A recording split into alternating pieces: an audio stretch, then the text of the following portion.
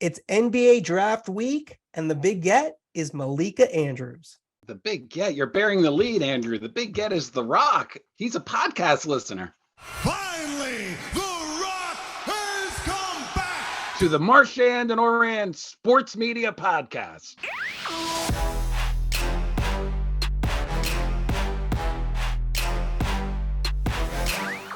And we're back. The Marchand and Ourand Sports Media Podcast. I'm Andrew Marchand, sports media columnist for New York Post. He's John Ourand, the media reporter for the Sports Business Journal. And we'll have Malika Andrews as the big get. And we made some news, although it wasn't really what we said. It was what was put out that we said. But we'll get into that with The Rock and him tweeting at us about something we said. That'll be in the topics. But let's get started with who's up and who's down. Who's up? Who's down? All right, lead us off, Andrew. My who's up is Tiki Barber.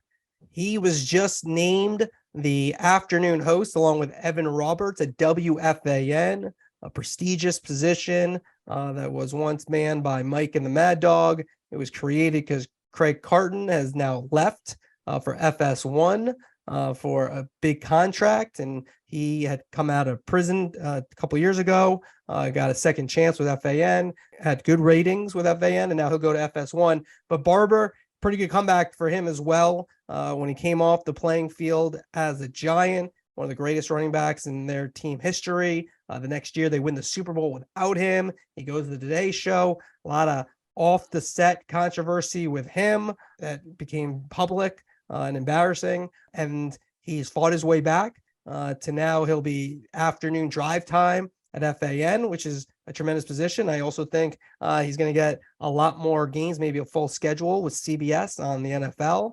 So Tiki Barber is my who's up. My who's up, Ryan Smith. He's the majority owner of the Utah Jazz. And the reason why, I'm going back to the RSN train, Andrew. We've been talking about on this podcast about the chaos that is the regional sports network business.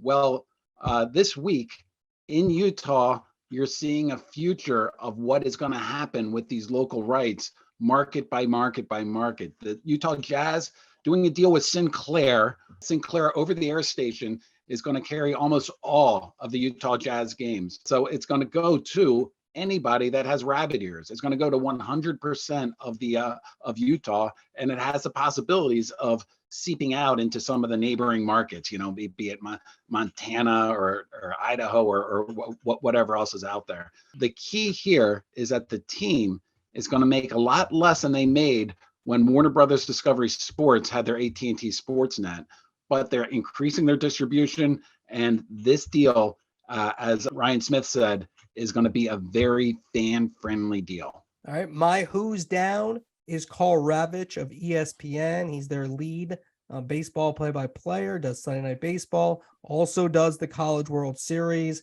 and he had a really, really tough call. It's about a minute here. Let's take a listen to this. This is the 9th inning, College World Series.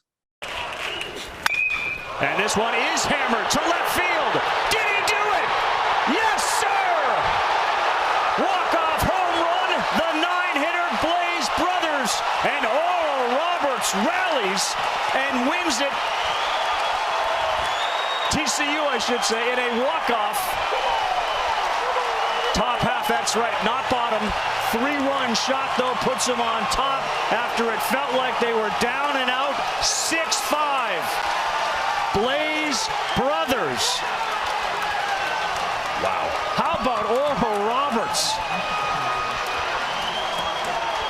Well, look, I'm not going to pile on Carl there. That's a kind of as bad of a call as you could have. Give him credit. I tweeted it after it happened. He quote tweeted my tweet, saying his bad and take responsibility. I mean, what else is he going to do? But I thought that was a smart reaction PR wise to try to get in front of it.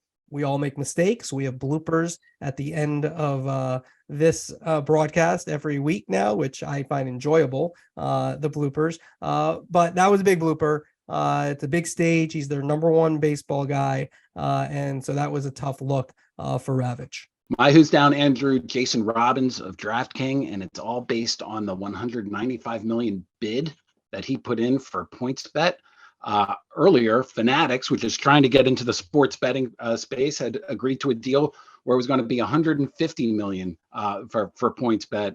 And this is DraftKings swooping in and trying to keep out Fanatics. Fanatics' Michael Rubin had a statement where he said that the DraftKings proposal seems desperate, and I have to agree with him. In his statement, Rubin said the deal purchase price and other financial commitments will total more than $500 million. Again, this is quoting Rubin. So they are using the majority of their projected year-end cash just to try to block them. It seems like a move that is just destined to go out, muddy up the waters. Let's say PointsBet takes DraftKings proposal. DraftKings is part of a duopoly. That's going in front of Congress. It's going to be, the regulators are going to have it. This is going to take a year or more in order to rectify itself, all to try to keep Fanatics out of the market. So that gets my who's down. We're trying to see this market expand and move forward, not contract. But let me just say, if you're DraftKings, why wouldn't you want to block Fanatics? It's a lot of money to try to just block somebody new that's coming in. You're already one of the two main people that are in there. Yeah, I guess so. But Tom Brady looks at that money and is like, that's not a lot of money. For Tom Brady, that's half a season at Fox. Let's go to the topics. Number one. Wait, before we go to the topics, you brought this up. We haven't done the Brady meter in a while. Brady. Is that Brady we got meter? enough. We're going to talk about The Rock. We're in enough trouble. We got enough trouble, not of our doing. The Brady meter wasn't of our doing. The Rock wasn't of our doing, but we're going to get to that in a moment. So we're going to stay away from the Brady. We'll get to the Brady meter, but let's stay with Fox, though. And another big star that they brought in, Derek Jeter.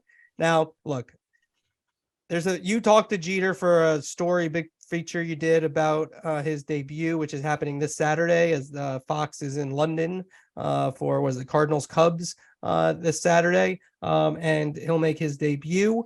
Now, just before we get into Jeter, did you spend the whole time talking about Adley Rutschman? Thank you for bringing up Adley Rutschman. I wasn't sure if we were going to mention him this podcast, but my first question to him was to identify the worst call in American League Championship Series history. Was it if you really did that, I'd give you credit, but you didn't do that, did you? Oh, no, I totally did that. You did? And what did he say? Yeah, Jeter said, everything was on the record. He said, I have to let it go. I have to let Jeffrey Mayer go. That's pretty good. That's pretty good. All right. So what was your impression of Jeter? Because I covered Jeter for a long time. I read your story. I have my impressions. All right. So, my impression from Jeter, I get from Brad Zager, and he's the executive producer of Fox Sports. And the one thing about Jeter, and I never covered him, you did. So I've read all the stories about him. He was as boring a quote that you could see. Like he was always thinking about what to say. And I wouldn't imagine that would translate well to the broadcast booth. In fact, as an Orioles fan, Cal Ripken was the same way. He always would say exactly sort of everything that he said was very calculated. And then people inside the game were like, oh, you don't know Cal. He knows so much and he's engaging and he has a sense of humor. Well, when Cal went on to, the Turner broadcast, it didn't turn into a very good broadcast. So my concern with Jeter is when you hear people like Brad Zager say like, oh, people that know him say that he's knowledgeable, that he's got a great personality, that he's funny, and that comes out. The history suggests maybe it doesn't because he's thinking about what to say. But Zager also will point at the World Series last year when Jeter was he had a segment before Game 3 in Philadelphia, and he's on the desk with Big Papi and Ourand, and the interplay between those three was Zager loved it. Jeter had fun doing it, and he thinks that that's what really going to translate into a full season's worth. But I'm dying to get your opinion of it. Yeah, I think there's no question that Jeter can be good. The question is, will he be? I think, you talked about, does he have the knowledge? I mean, he's one of the greatest players of all time. I mean, I know there's people who say he's not, there's no doubt about that. Like, he's one of the greatest players of all time because of his accomplishments. Even, people talk about it just being in the postseason, the amount of hits he had, was he like 6th all time? That's pretty incredible. Then he was an executive with the Marlins. So he should have a good feel of teams and players in the game from that experience. So he's been out, he's almost 50, he's turning 49 this week. So he should have good experience there. But look, the way Fox does that show, they got rid of Frank Thomas, brought in Jeter, and they have David Ortiz and Alex Rodriguez. I think he'll be making fun of Alex Rodriguez a lot. That's what he'll do. He'll be a little bit above it all. I'll tune in for that, Andrew. Yeah, I think so. I think you'll see a lot of that. And I think that and I think it'll be pretty good because it's small bites, as Alex used to like to say about taking walks. You want to take small bites. For me, it's a little different to watch these guys. I've been around them too much. I know all their little sayings. And so it's sort of I gotta like kind of take that out of my brain. But I think Jeter will do pretty well. I do, because he just knows how to kind of work a room, and they're not doing like old school baseball tonight when Carl Ravitch was on set with Harold Reynolds and John Kruk and whomever, and they would break down everything like, in detail. They're doing more of a laughing thing. David Ortiz is very serious. A-Rod will have his, planned out a little things to say. And then I think Jeter will play off of that. And it's really not heavy lifting. That's the difference between like what Brady's going to do when he gets into the booth, because there's not that there's a script for pregame, but Fox has been pretty effective. We saw what they did with Urban Meyer, who wasn't great, although I didn't watch as much because I was at that point covering baseball. But when he was at ESPN, he wasn't as great. And then they've used him more effectively. And it's a lot of it how you are used. When you do a 3-hour game and you're Tom Brady, it's more off the cuff and you're kind of on your own a little bit more. And so that's a little bit more difficult. So I think Jeter will be fine. Yeah, Fox's pregame show strategy is pretty obvious. They're doing it in college football with their big noon kickoff. They do it in the NFL for the pregame show there. They're doing it also in baseball. They get the big names together, big personalities, and they just they try to have fun. A lot of people view that as they joke around too much and they yuck it up too much. But the NFL pregame show, they're having fun on that show. Same thing with college football, and I think that's something that they're trying to slide Jeter in, and so it won't be as heavy lifting as Turner had Ripken do, several years ago. You're right about that. Well, let's go to the next topic, and you had a story that you broke on J.J. Watt, the NFL networks showing interest in J.J. Watt, and you have him potentially going to CBS. What's going on with that? So it's up to him. That's the thing. He's been pursued and has talked to everybody. CBS, I do believe, is the favorite if he does do it. It would not be a full-time role. It would be a part-time role. They have the Super Bowl this year. To me, that's a big carrot if you want to maybe get into this, that this is the year to sort of, do a couple of things during the season, be part of their coverage, and then move in there on the biggest day of the year. If you want to be in the spotlight, to me, that makes a lot of sense. If you're JJ Watt, NBC has shown some interest as well. Both CBS and NBC have the Big Ten. Watt, of course, started at Wisconsin, so it kind of makes some sense for that. But from what I understand, I think he likes the NFL a little bit more. NFL Network also has interest. But I think, again, they were more looking for a full-time position. And, Watt kind of, he's got, I think, a young family, and, these guys make so much money. So it's a big commitment to go every week. Now, maybe he does it this year. He likes it. And then he says, you know what, I want to be in front of the camera, because like Jeter, the thing about Jeter, like, why is he doing it? Right.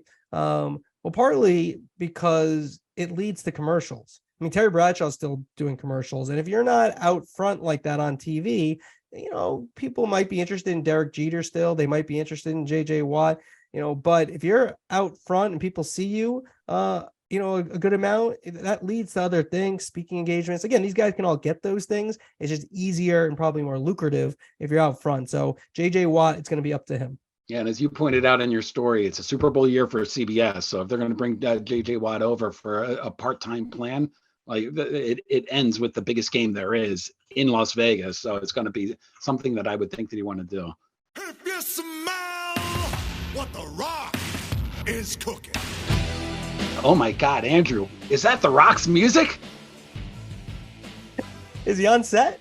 We had The Rock tweeting out at us after a a journalist who covers the XFL and the USFL, James Larson, listened to the pod, picked up one of my tweets. It said, interesting XFL development. There is no rights deal in place for the XFL with ESPN and Disney, which got The Rock to tweet out, not true. The Rock tweeted, ESPN is a stakeholder in the XFL, which is true. Long-term partners, which also is true. Big plans for 24 season. I'm not sure if that's true. Back to work. So, Andrew, is the XFL getting a rights fee from ESPN? Yes or no?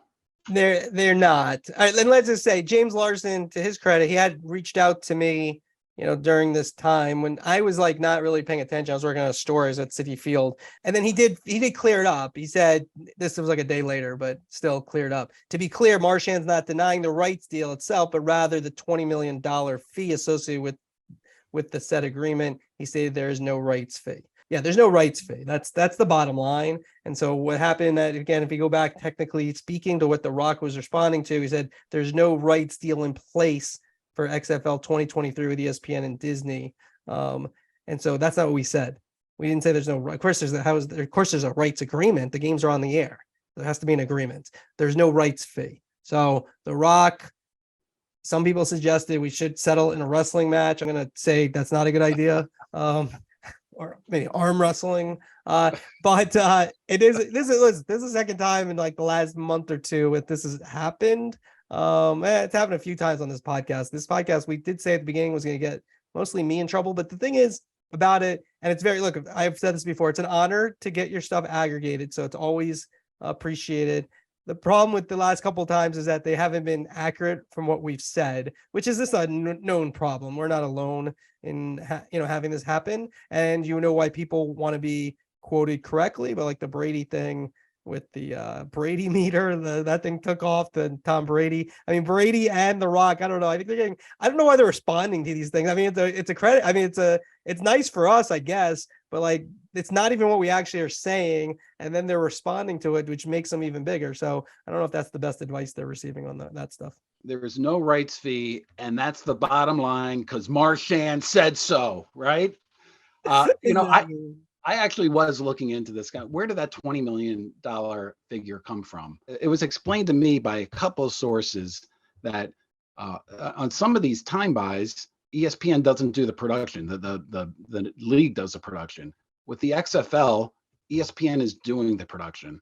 And how much generally would that production cost? Probably around like 20 million. So could The Rock be saying that that's part of the rights fee or something along those lines? It's not part of a rights fee. It's not what a rights fee is. Exactly. But that could be where the $20 million figure comes from. And in fact, I have sources suggesting that is exactly where that figure is coming from. So that's not a rights fee, right? Would you agree with me, or? That's not a rights fee. No, those are production costs. That's a production cost. That's not a rights fee. Yeah. Rights fee is like you send a check to somebody and there's your fee. Yeah, exactly. Exactly. Not that, we have cameras set up. Let's go to the next topic, Andrew, which is a topic that you've been all over. The New York radio beat that you have has now turned into a national TV story with Craig Carton going to Fox Sports for over $1 million to host a morning. It's a morning show, right? Yes, the FS1 show. Yep, is in the mornings. It's been on. Right. John. Thanks for watching. So how did that? Big fan. So I mean, it's a pretty incredible comeback for Craig Carton. He was in prison for fraud after it's previous before that, for the decade before that, him and Boomer Esiason had the top rated Boomer and Carton morning show on FAN. Then he went to prison for fraud, had to pay back, still does. I mean, he's paid back some of it, nearly $5 million. Got a second chance. Chris Olivero, who's the president of Odyssey, which is the parent company of WFAN, went way back with Carton, was actually a producer of a show that Carton and Sid Rosenberg did about a little less than 25 years ago. And so they had a close relationship. FAN had the afternoon opening after Mike Francesa had retired. They had Evan Roberts and Joe Benigno in there for a little bit. And then they were looking for a new afternoon team. And CARTON got in there. They did well at first. They went back and forth in terms of the ratings between CARTON and Michael Kay, but then they've dominated. The CARTON and Roberts show has dominated for a while now. It was just a financial decision that he had to make. The time that the morning show he says he gets up at 2:30 in the morning for the 7:00 show on FS1. Then you have a 2:00 show on WFAN. That's just not sustainable, especially. I think CARTON has said that he wants to make amends with his family, and you can't just work all day and make amends. Doesn't work. Now they moved Tiki Barber, as I mentioned at the top, into that position as the host of the afternoon show with Evan Roberts. Sal Licata is going to be in mid mornings with Brandon Tierney. So a lot of movement at WFAN, which is the biggest local sports station in the country, the first one and the biggest by far. Before we bring in Malika Andrews as our big get, she's hosting the NBA draft along with Mike Greenberg this week. We had some NBA draft news where Woj has said that he is no longer going to tip the picks on Twitter. He's going to focus instead on storytelling and sort of being part of ESPN's TV presentation of the NFL draft, which of course doesn't mean that the tips won't be picked. Shams, you can bet, is going to be on Twitter tipping them, and several other NBA reporters, I will bet you, are going to be out there doing it. But Woj has decided to step back from doing that. Good decision or not, Andrew? I thought when Woj first did it, it was pretty impressive. And, I don't know exactly how he did it, if it was just one person who was seeing the cards or if he had somebody at every team. I don't know the exact. So, especially if it's the latter, he had somebody at every team telling him the picks. That's pretty incredible. That said, it had really no value except to kind of flex your muscles as a reporter. But it had no value. It built up the Woj brand in a big way. It did build the Woj brand. It was good for the Woj brand. I think if I'm ESPN, I'm paying him whatever, $6-7 million a year. You want to focus on the storylines. And I think that's where the value is, what they're thinking, what they could be doing. And of course, if there's something about picks that is good to report, or somebody wants to move up to get somebody, yeah, that's what you want to hear. But just saying the picks before they're going to be announced on ESPN, I just don't think makes sense. And I don't think it's like he's withholding journalistic, these aren't the Pentagon Papers. If something's about to be announced, he's going to do it a minute earlier. That just seems like a waste of time. It's funny. It was kind of funny because it would ruin the draft kind of in some regards. If you wanted to be on Twitter and watch the draft, I don't think it's needed. I'm sure others will still do it, but I think it ran its course. And if I was Woj, I think that's an ESPN. I think it's the right decision. You? Woj doesn't need to do it. Woj is now part of trying to make that TV show as good as possible. So, why kind of go out and get it done? Like I said, it's still going to be done on Twitter by various NBA reporters that are out there. So if you want to be on Twitter, you can find out the picks. Or if you want to watch it, sit down and just watch the TV presentation, you can do that as well. All right, John, let's bring in the big get, Malika Andrews. At just 28, she's hosting the NBA draft for the second time on ESPN. She's also the host of NBA Today and does a lot of sideline work throughout the season during games. Malika, first off, thanks for giving us the time. Oh, thank you for having me. Medium get. I'm thrilled to be here with you, gentlemen. You're hosting the NBA draft coverage. This is a big get. Well, Malika, we always like to start these off with what we call the origin stories. You're 28, along with Mike Greenberg. You're going to be heading up ESPN's NBA draft coverage. How did you get here? A lot of luck and some really great mentors and help. I think a lot about. I fully believe that luck favors the prepared, and so this is not to say I started in my college newspaper my sophomore year. I majored in my college newspaper. Andrew and I have talked about this in the past, where it was just where I spent all of my time. I poured everything into it. I loved it. For me, it sort of felt like the flip side of another coin, right? I feel like my personality when I was growing up, I would maybe pour this obsessive energy into other things that weren't so good for me. And so when I found, and I've always loved writing. And so when I found the newspaper, it just felt like this perfect outlet, this perfect compartment for my passion of writing, but I didn't know that reporting was also a piece that I would love so deeply. And so I worked for my student newspaper. I did internships at Yahoo Sports. I did internships at the Denver Post. I did internships at the New York Times. I was freelancing for the Associated Press. All of my extra time went into sending emails to Mark Spears and Ramona Shelburne and Ben Golliver asking, can I get coffee with you? Joe Freeman, can I pick your brain and understand how it is that you got to where you were? So I started there, right? And then I got lucky. I think along the way, those people that I reached out to saw something in me and decided to help me. And I think that you don't get to these places in this incredibly competitive industry without that drive. I love sports. I grew up playing them. I grew up watching them. That was the way that my dad and I bonded.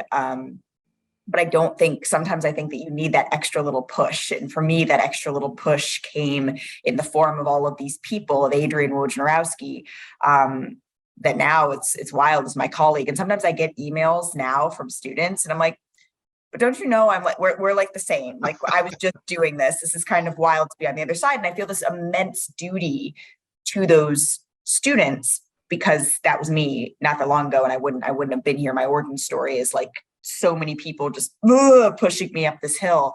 That I feel like I have a responsibility to those people. I love your answer because it talks about the whole process of getting to where you Trust are. it. You got to trust the process. Trust the process. The NBA in you coming out there. I love it. But is there one particular break that is there one thing that you can look back on and say like, yeah, that's what really launched my career? That's a good question. I mean, I don't know that this was the thing that launched my career, but it's serendipitous in a way that I don't know, I still think about, and I've told this story before, but I wrote my best friend Claire and we worked on the college newspaper together. She was one of the reasons that I got into my college newspaper. And we were as competitive as friends can be. She works for CNN now. But we both went out we were both reporters, and then I was sports editor and she was news editor, and we both went out to be editor in chief. And we both interviewed, and I ended up getting the editor job and she got the managing editor job. And we rarely fought. We lived together for like 3 years and we rarely got into disagreements. And one disagreement that we got into was whether or not Terry Porter's hiring should be a front page above the fold University of Portland newspaper, UP Beacon story. And I wrote it. So I like, fighting that hard work. But I was like, no, I do believe that this is bigger news. So often sports are the little brother, the little sister of the newsroom. And I really believe that this story, the news value of the story, deserved to be above the fold. So we ended up putting it above the fold in one of those fine, we'll just do it type of moments. And we're great now. It's all good. It was 10 years ago. But that story, the paper was printed. Our 200 newspaper circulation around campus was put out on its stands. And Woj was in town to interview Terry Porter for the Woj Pod. And he's walking around campus and he picks up a copy of the newspaper and he reads the paper and he puts it in his bag. And I don't know, maybe a week later, I went to Nike Hoop Summit. I got a credential to Hoop Summit just to, again, understand the way that this job is done. And I was like, oh my God, that's Adrian Wojnarowski. I'm going to go introduce myself to him. I'm really nervous. And I walked over to him and I said, hi. It's so nice to meet you. Could he hear you? Could he hear you? I sound like a mouse in my mind. And he said, oh, you wrote this story, didn't you?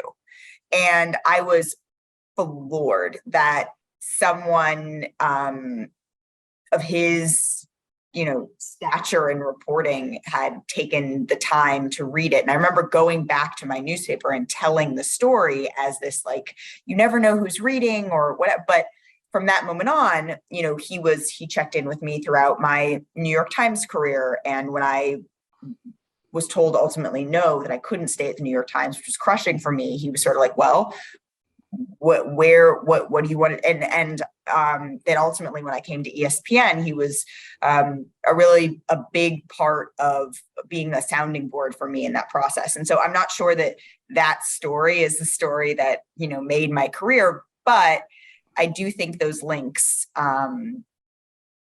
like that's what this is. This whole business is such a building block process. And for me, that was that doesn't happen, like that kind of thing. It doesn't happen. And so it's still a little bit wild to me. And then obviously the bubble is huge for me. Now, you mentioned the New York Times. They didn't want you to stay on after your internship. What happened there? When I went to the New York Times, I had been so fortunate to have so many yeses. I was rejected from the Sports Journalism Institute the first time I applied, and I applied again the next year, and I got in. And I applied to the New York Times internship, and they put all over the internship just how challenging it is to get in. And I remember when I got the email that said I got the internship, I was in the gym and I just like squealed, and I was so excited. And I called my dad to tell him how excited I was. And he was like, well, of course you did. Like you're the typical dad, like, of course you did. I was like, no, Dad, like, not of course I did. Like, be excited for me. I was almost mad that he wasn't more excited for me.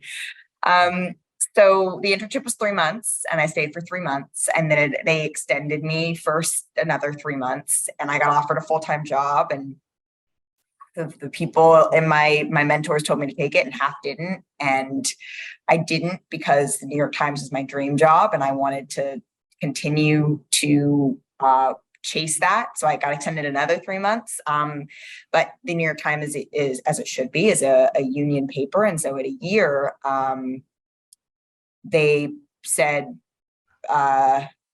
working for the New York Times is like a Supreme Court justice seat. It's a seat for life, and you're not ready. And I was crushed. It was the first, like, truly crushing no of my career. And I think I worried. I remember I was sitting in a Benihana when I decided what I was going to do after the New York Times, just go to the Chicago Tribune. And I had such a great experience there. Casey Johnson, I still think, is one of the best beat writers in the business. But I was so worried about feeling like I'd failed. And I remember, at the time, it was very in vogue to do the life update, news update, next step in the career, mini update. And I was too nervous to press send on the tweet to say I was leaving. I made my friend that I was with do it. Just because I felt so, not because I wasn't super excited I was going to work a professional sports beat. I was going to work the Chicago Bulls beat, storied Michael Jordan beat. But for me, because it was this personal goal that I had, that I kept, that, my aunt, who I've idolized my entire life, is from Spain and lives in London. And even there, they get the International New York Times.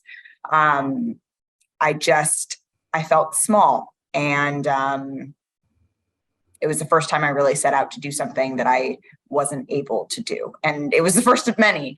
But that one, I was 21 years old, and it really crushed me. I just got in my new apartment in New York City, a tiny, tiny little bug-infested place on the Upper East Side that I had to get fumigated. And it was really hard. It's hard to leave a fumigating apartment. I have one question. I want to move off the New York. Did they actually, is that a direct quote about the Supreme Court justice thing? That's how I remember it. Yeah, I remember, and I don't think it was quite. I think it was much more delivered, much more eloquently. But that was the analogy, and that's the analogy that stuck with me. That would stick with me too. All these years later, I would probably like hang that in my wherever I was. Like, as so we spent a lot of time together talking. I talked a lot with your family a couple of years ago. where I did a very long story and you revealed a lot about yourself. This isn't really necessarily, I mean, you can go into as detailed as you want, but my question for you after that story, and you revealed a lot about things you dealt with as a teenager and in middle school and older, and still maybe deal with now. What was the reaction you got from that in terms of people reaching out to you after Oh that gosh. story, in terms of Yeah. because you did reveal a lot and probably helped some people, I would think. You did such a wonderful job, Andrew, on that. Thank you again. Yeah, there was a lot of people who said, I had no idea. And I think that that's the thing about some, there is this wonderful, very visible progression that we've made in terms of talking about mental struggles, whatever that form is, whether it's depression, whether it's anxiety, whether it's an eating disorder, that I think that it's sometimes still easy for people to forget that you don't see all of the things that someone is going through. And so I think, especially because I was in the bubble at that time when that story came out, there were so many people to interact with. A lot of people were sharing that, and I still have people, especially dads, ask me about, oh, well, my daughter maybe is going through something. What's your advice? And oftentimes I turn those people to my parents because I don't know how my mom and dad did what they did, still in the face of how lost and inaccessible I was to them. I can't imagine how scary that was for them. And, I think that it's also easy to think that recovery of these things is linear, and it's definitely not. There are times you still have to sort of revisit and remind. But I think that was the biggest thing was how many dads in particular, how many parents in particular reached out, and I hope at least saw some sort of light or path forward. Because I still get those messages. I still get those messages from that story. Do you feel like you're still recovering, or where do you feel like you are in your process? I think that's always a journey, right? And I think it's so interesting to do what we do and get to document. I firmly believe, right? And I think I understand. I tell players all the time, doing what we do in this public sphere, I have like a sliver, like 100,000 millionth little sliver of what you all go through on a daily basis. And so I try to kind of keep that in mind whenever I'm kind of doing my coverage of all of the things that could be going on with someone, that are going on with someone, because people have so many opinions, and that's okay about sports, about performances, about athletes, but there's always these sort of underlying other things, real life things. Athletes are three-dimensional people. And I think that covering them and then people having opinions of the coverage that we have, and I welcome that, good and bad. I think though it's a reminder, right? When everyone has these thoughts about a show or this or that, and I'm like, well, don't they know that I had this type of day? No, I'm not doing it this type of day. And so I think that that's something kind of I try to keep in mind, even as I'm going about my day with other people, that leading with kindness, sometimes it shouldn't be that difficult, but it is. And that's kind of what I try to keep in mind a little bit. I want to go to this week is a big week for you. Talk about visibility. You're going to be co-hosting the NBA draft, and the NBA draft. Now you not only have college players that have played for like a season, you have European players, you have players from all over the globe. How do you prepare for something like this?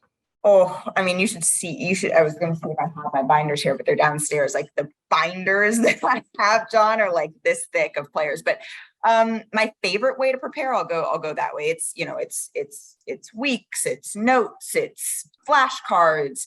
But my favorite way to prepare is two things. It's one, talking to the players. I have had some wonderful conversations with the draftees on like the most exciting week of their life, and you can feel the jitters. Are in the gym. They're like, I have no idea what this is going to feel like. But it's been something you hear it all the time. I've been working toward since I was 4, since I was 5, my entire life. But imagine, like, you've been working towards one singular thing, and it's about to be here, and you can hardly contain your excitement. And I love to ask players, if you could script, this is the moment you've been working for 15, 20 years.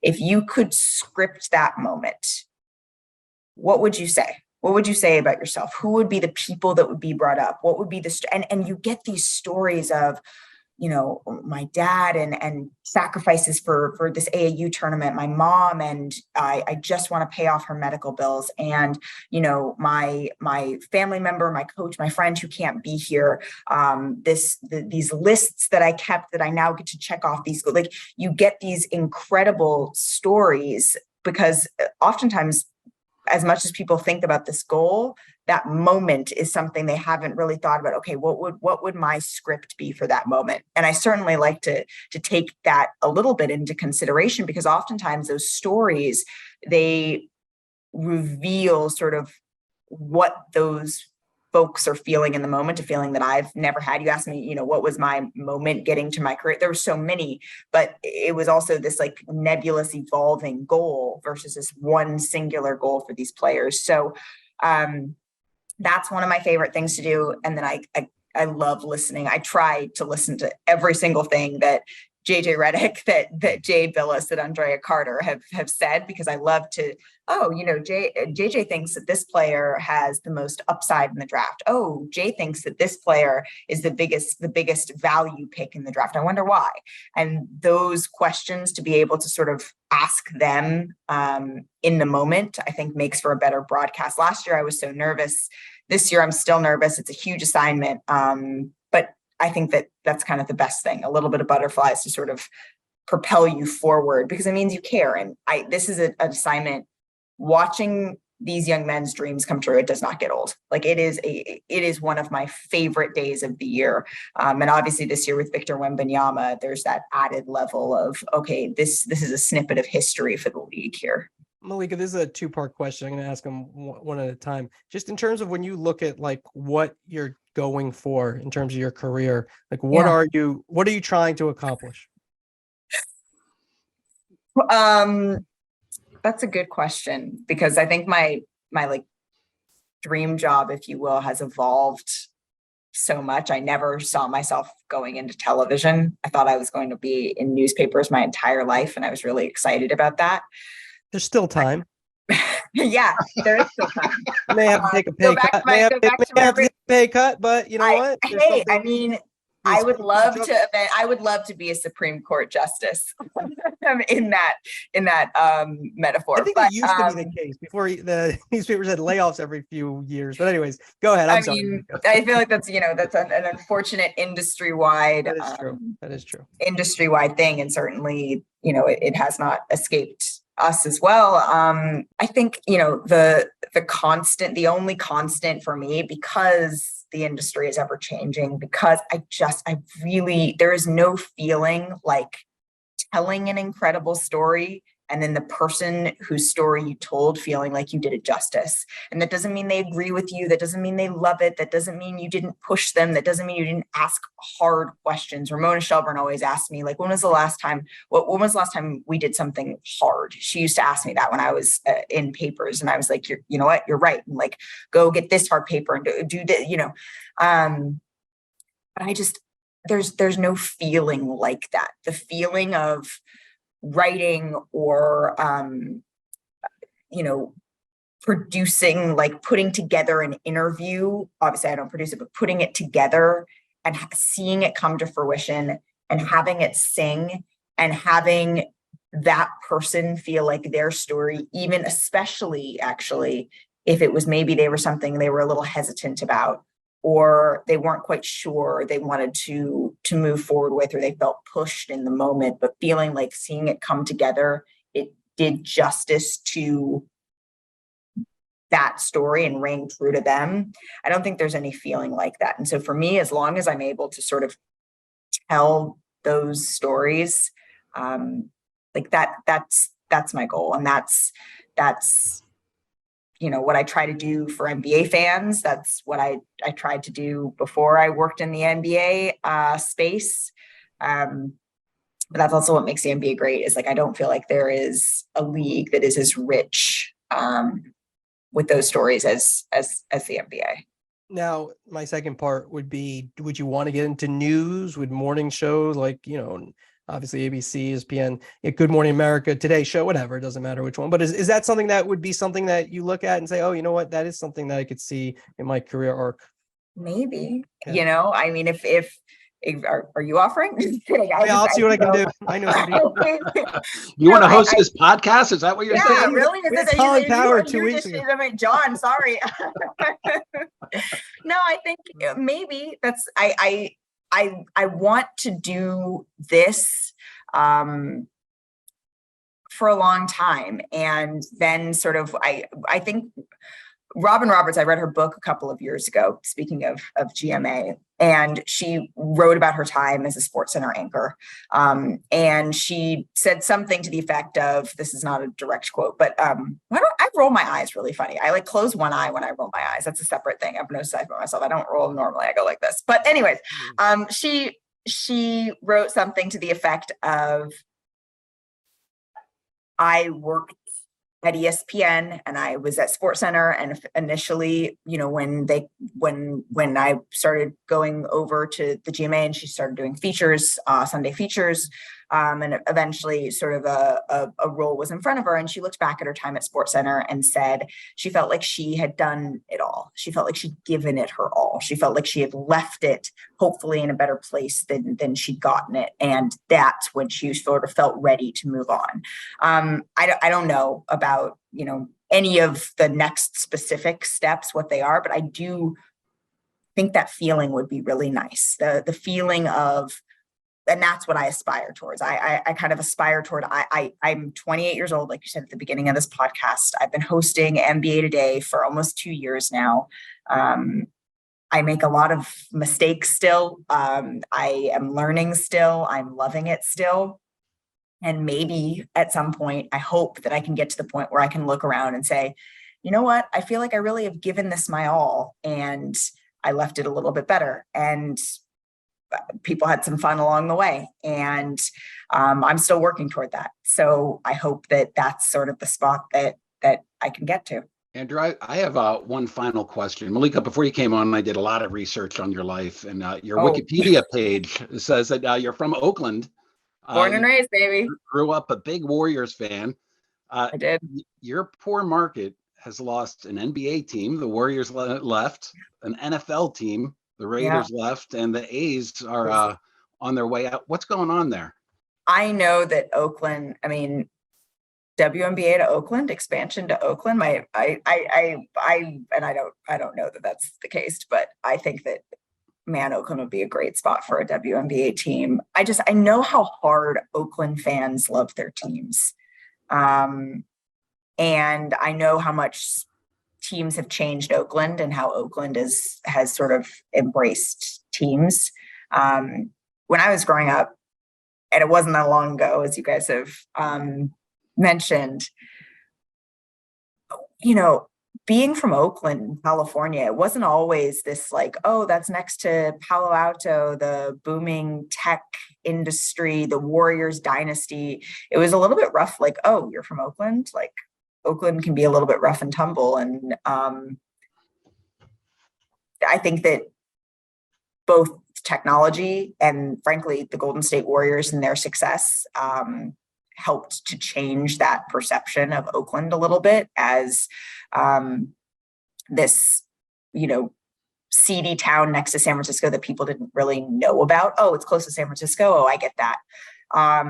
And so I hope that Oakland has the opportunity to love another sports team, because, even, we've talked, Chase Center is such a beautiful arena, and I'm actually impressed with how much of the spirit of Oracle went to Chase Center, but there was no place like Chase Center, man. And there's Marcus Thompson, the great Marcus Thompson, covered it a lot, especially when the Warriors first left, about people being priced out and the change that was happening. And I understand it. The Warriors are a booming industry. But there's no like Seattle, Oakland, like when we're talking about basketball fans, like, come on, it is ripe for the taking now, because it's a bummer. I'm bummed that Oakland's not going to be able to do that, because it was rocking when the Warriors were good. And even when the A's weren't, like, people showed up. All right, Malika, you have the draft. Some people will be listening to after the draft. Here's the question now. You get some time off in the summer, or we're just we take a day off and we're back NBA Today every day? We got a little time off here? Well, we have two NBA Today free agency specials coming up on the 30th and the 1st. So 1 hour of NBA Today is not enough. We have 7 hours across 2 days for all of the free agency, Woj bombs, everything that's going to be happening. So we'll talk about some time. I do have a little trip planned in August. I'm like everybody else, right? Counting down to their vacation in August. Yeah, there you go. Well, good for you. Happy for your success, and we really appreciate it. You were a tremendous big get, and hopefully we'll talk again soon. Thank you guys for having me. Thanks for coming. Andrew, I quite enjoyed that interview. If I pull out one thing, because I get a ton of those emails from kids in college, and it's just be relentless, continue to work out. The trick that I usually play is I have somebody's parent that reaches out to me, say, would you like to talk to my son or daughter? I'm always like, yes, have them reach out to me. Like, I don't need you to play the middleman on that. And so, she reached out, she got a lot of no's, she got a lot of yeses as well. And just, it was something that was relentless. It was a whole process to get where she is. And I just thought the way that she explained that, I thought was really cool. Yeah, I tend to agree with you. I remember when I was a agate clerk, was an entry-level position at the New York Post. And the way it worked then is reporters would call in to make sure you got their story. So you check their story. And I remember Dave Waldstein used to tell me later, he's now at the New York Times, former New York Postie. I used to like quiz him, like, how did you get there? He just wanted to go eat dinner because it was like early, he had to send in his early, then he had to go do the game. But I think that is the key, though, is to try to ask everyone, how did you get there? Because there's no real blueprint for this business. There's no, it's not like you just go to college, go to medical school, become a doctor, which isn't easy, right? And I'm sure there's other steps too, but there's actual steps. So you just kind of follow. There's no steps in this career. And she kind of said that. And so the more information you can have, the better. And I agree. You're right. The relentlessness of it is important. Well, we come to the end of another podcast. A couple of quick thanks to AC Wyatt and the master of the board, Chris Mason. Please, if you go on, 5-star ratings with comments are greatly appreciated by everybody. But it's been a good week, a short week. Thank you, everybody, for listening. I think you only find the bloopers enjoyable because they're usually my bloopers. I mean, that's been left unsaid, but yeah. Chris Mason, master of the board. We got to get more Marchand in the end there. You said Jim Robbins. Yeah, sorry. No problem. Blooper right there. No sir, did I say it? You just had said you need more of my bloopers, then you gave us a blooper. Well, I'm trying to decide if I should be like a jerk and say that you said, instead of saying the picks being tipped, you said the tips being picked. So we could keep that in the bloopers or not. So is that a good decision or not? Should I be a jerk or not? But let's keep that in there. We've been doing this for like almost 2 years and I still can't talk. I'm still more of a writer than this stuff. It's crazy. Focused on. What was it? Reggie, you just came through on the pod. Yeah. Oh, Chris. It sounded like Reg. Chris has a baritone going.